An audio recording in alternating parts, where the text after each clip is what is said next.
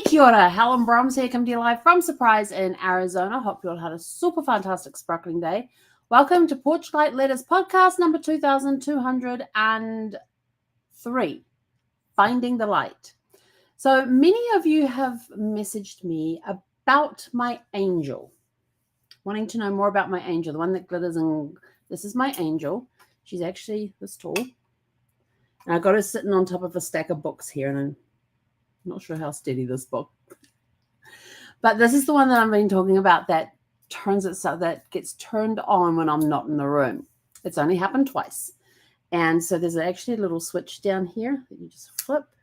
And this is what, and so she's going to sit here, turned on. And I don't know if you can see this, but you can see the glitter. Actually, let me turn this off for a second so you can see the color changes. You can see her changing color in there. Having my blue behind is not helping. But you can see that she changes color with this, while this glitter swirls around in her body. It's a stunning angel, and I'm very blessed to have it. And it was gifted to me by a friend who I helped through some troubling times. And I actually have other angels as well. This is the only one that does the swirly bit. I also have an angel that has this silver body that's got like scratch marks on it, like little chips away and that sort of stuff, and the light, and you turn the light on and it just shines through. That's all that one does. And then I have another one that just sits there and looks pretty. All three angels have been gifted to me, so I am very blessed to have those. And then it's just, we're just going to sit this one here. I can't put her up any higher. I already have her sitting on 1, 2, 3, 4, 5, 6 books just to get her at this height. So we're going to leave her there tonight, because tonight we're talking about finding the light. And this is part 2 of our Light After Loss series. It is Light After Loss, isn't it? Hang on. Sorry. These different things. Yes, Light After Loss. This is volume 16, Light After Loss. And tonight's episode is called Finding the Light Again. So I thought this would be a good time to bring her in, because bring my angel in. So yeah, I'm just, like I said, very blessed. I've been given 3 angels in my lifetime. This is the latest one. And she sits on the TV stand right next to the TV and just brightens up that little corner of the table there, of the stand, with a little glittering and the changing of the colors and things. So anyway, light after loss doesn't always arrive in a blaze. It often slips in quietly, like a slow glow before dawn. At first, it might feel almost wrong to notice the beauty again, but it's part of how we heal. Tonight, we explore the ways we can begin to let the light back in without guilt or fear. So what it teaches us is that healing isn't about moving on. It's about moving forward with what we've lived through. Actually, that reminds me. There's a really good TED talk that was done by a woman, and I wish I could remember her name, who talks about how we move. We don't move on from the trauma. We move forward with it. Yes, we never move on, because that becomes part of our life. And there's a part of us that stays there in that moment that we can't change, but we do keep moving forward, bringing it with us. So like I said, healing isn't about moving on. It's about moving forward with what we have lived through. Light can be found in tiny everyday moments: morning coffee, a bird song, or a friend's message. Oh, bird song. Yeah. Recognizing light after loss is a sign of resilience, not of forgetting. Yes, some people always think that, if you do this, you're forgetting the person. No, you are allowed to be happy. Our loved ones, when they pass, they want nothing more than us to find joy and happiness and love and everything else. Choosing to embrace moments of joy helps strengthen our emotional footing, and our capacity to notice beauty again is evidence that love leaves a lasting legacy. Love leaves a lasting legacy. Say that one 3 times fast. Anyway, I just totally forgot what I was going to say. Just went in my head. This is so pretty. Isn't this pretty? Yes. What happens when we allow ourselves to enjoy something without judgment or guilt? Small sparks of joy, see, they're all floating around in here, gradually grow into steady sources of hope. We see life as both a place for grief and for gratitude at the same time, and that's hard. We keep the love alive. We keep their memories alive by remembering them, and the longer and harder the grief, the deeper we love. We give ourselves permission to keep both the love and the loss. And we can carry forward by, keeping a light journal to note moments of beauty each day. I have a gratitude journal that I write in, and, just being grateful for just the simple things. It doesn't have to be elaborate. It could be just, I'm grateful I remembered to put my slippers on this morning. And in this house, you need to, because I don't know whoever laid this tile in this place, but they're these big, I guess, 18-inch tiles. And there's some sharp corners on some of those because they weren't exactly laid even. So if I don't put my slippers on, I can easily stub my toe on it or scrape my foot on it and all that sort of stuff. And yeah, so I'm grateful when I remember to put my slippers on in the morning. Like I said, just small things. But keep a light journal to note moments of beauty in each day. It could be that you go outside and you see, it's springtime, you go outside, there's beautiful flowers that have just bloomed overnight, just adding that pop of color to your day. I mean, there's just so much that you can be grateful for. And going outside and it's raining and you just go and stand in the rain and just let everything get washed away. Create rituals to honor both memory and present joy. Surround yourself with people who honor your grief but encourage your living. You will get some people who expect you to stay grieving. Trust me, they are out there. There are people who are out there who don't want you to move forward.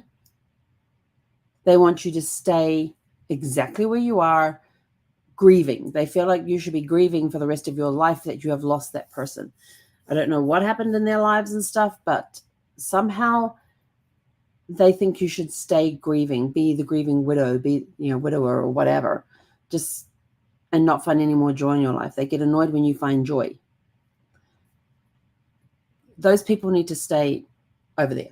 You need to sort of limit your time with them, because you need to surround yourself with people who honor your grief but encourage you to live.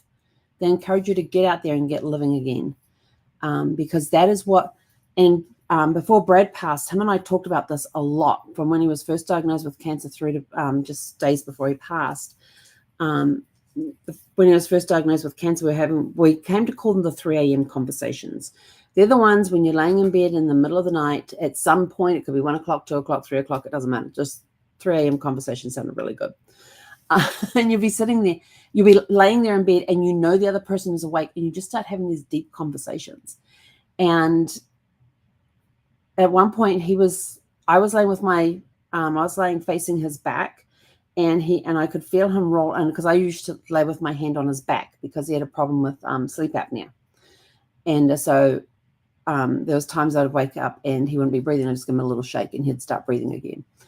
And I would always sleep with my hand on his back. But there was, and so my hand was on his back, and then he suddenly moves and he rolls over so he could face me, even though we couldn't see each other. Because our room was nice and dark. I like dark rooms for sleeping in. And he turned to me, and he turned around and he said to me, he says, I want you to know that if anything happens to me, I am okay if you get married again. He says, I want you to keep living. I want you to keep enjoying your life and just keep moving forward. And I looked at him in the dark because I knew where his face was. And I said to him, that ain't going to happen. He said, why not? I said, you're it for me. I said, I have no intentions of getting married again. He says, well, that's a hard thing to say right now because you don't know what the future's going to bring. I says, I know. I said, I could go before you. And he goes, I don't think so. It's a straight conversation in the middle of the night, And we're arguing as who's going to go first. But he says, I just want you to know, he says, whether it happens or not, I want you to know that I'm okay with it. I want you to be happy. I want you to find love again. And I was like, okay, I appreciate that. So we had those conversations a lot over the next 9 years, 8 months, and 3 days before he passed. And he brought it up a lot. that it was okay for me to go ahead and find happiness again. He wanted me to keep moving forward. He wanted me to not dwell on the grief. He says, and the closer he got to the end, he was sort of like, he says, you have to promise me you're going to keep moving forward, that you're going to go out there, you're going to live life to the fullest. And I says, okay, I promise. Thankfully, he did not bring up finding somebody again, because I wasn't ready for that one. Just wasn't ready to hear him make me promise on that one, because I had already told him if it happened, and we both agreed, if it happens, it happens. If it doesn't, it doesn't. But right now, with my mindset, it's not going to, I said to him, it's not going to happen, because you're it for me. So even before he passed, he was encouraging me to go out and live, to find the joy in each day, to find love, just to find happiness, and to keep moving forward. So give yourself space to notice and appreciate moments of peace. Think of conversations that you've had with your loved one before they passed, with conversations like this. And the love we've lost, and for legacy, the love we've lost is never truly gone. And I will tell this, it never is. Sometimes I feel like my love is so much stronger than it was when he was alive. Right now, the pain is there for Zeffie. But with her passing, she's brought back up a lot of the emotions and the feelings and a lot of the stuff that happened when Brad passed. So a lot of that has been re-released, which I think is why I'm finding it so hard with her passing, is because it's bringing up everything from when Brad passed. And when we lost Gus, who was our dog at the time, we lost him 18 days before Brad did. Gus went on the 6th of September and Brad went on the 24th of September, 18 days apart. So I think that and because Zeffie's also been my constant companion this, for the entire 2,080 days she was with me, there was probably, I'll have to go back and fully add it up, but I think no more than 30 days that we were apart. Not all together, just a little, a couple of nights here, a couple of nights there. There was a 10-day stretch. That was the longest time. 11 days was the longest stretch that we had. But when you add up all those little days and things, it was less than 30 days out of 2,080 days that we were not together. So that's a lot of time. There were days that she had to spend at the vet, because I had to drop her off at the vet for her annual health check and stuff, and they just did it throughout the day, and then I go pick her up at the end of the day. But they were not overnights, so there was less than 30 nights that we were apart. So we were together constantly. So think about your legacy connection. The love we've lost is never truly gone. It is woven into moments of light we allow ourselves to embrace. Every smile, every laugh, every sigh of contentment carries their imprint. They will always be with us, and they will always be part of who we are and who we become, because they've left their imprint on our hearts.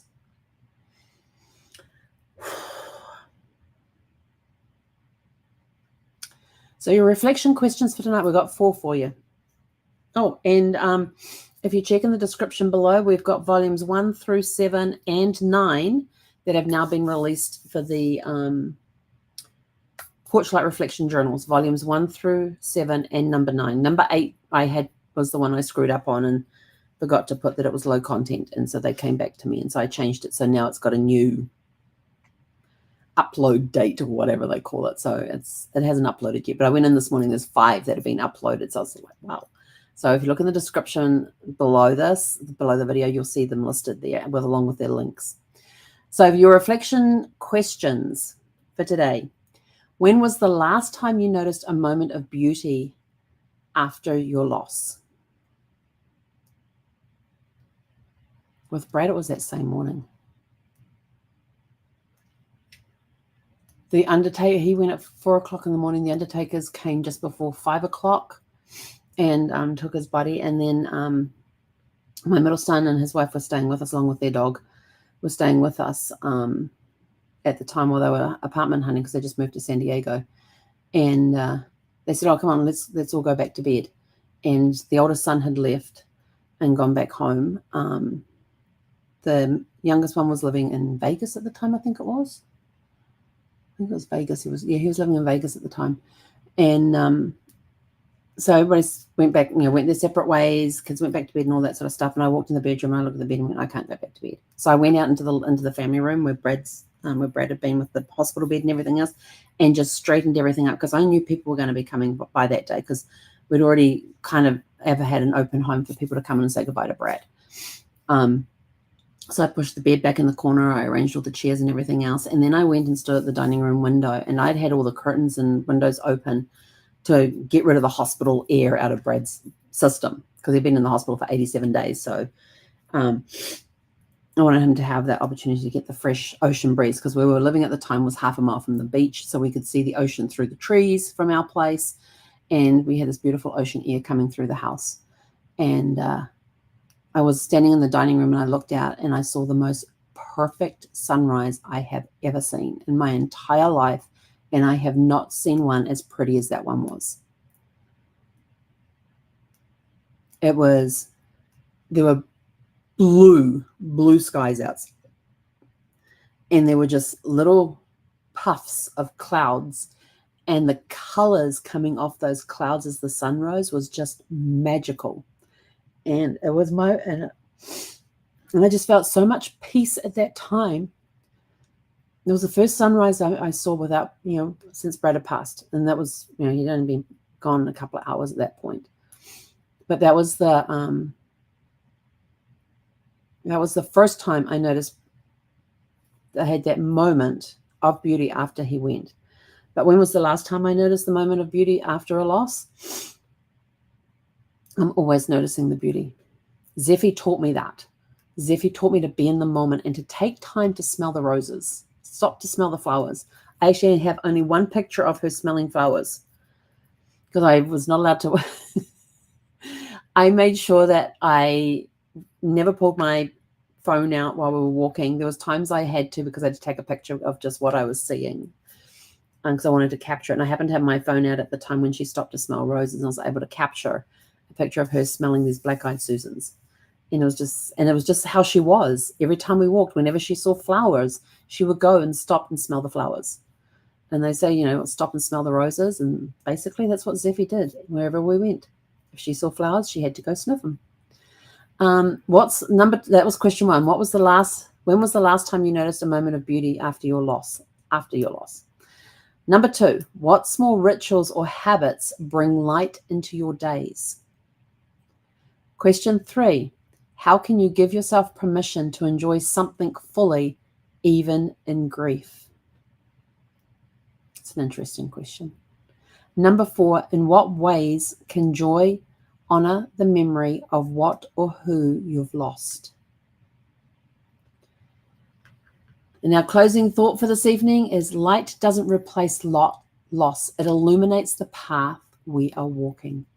And with that, we are out of here. Go out, have a super fantastic, sparkling evening, and we'll catch you guys back here tomorrow evening tomorrow's Wednesday, 6 p.m. Pacific. Hei konera.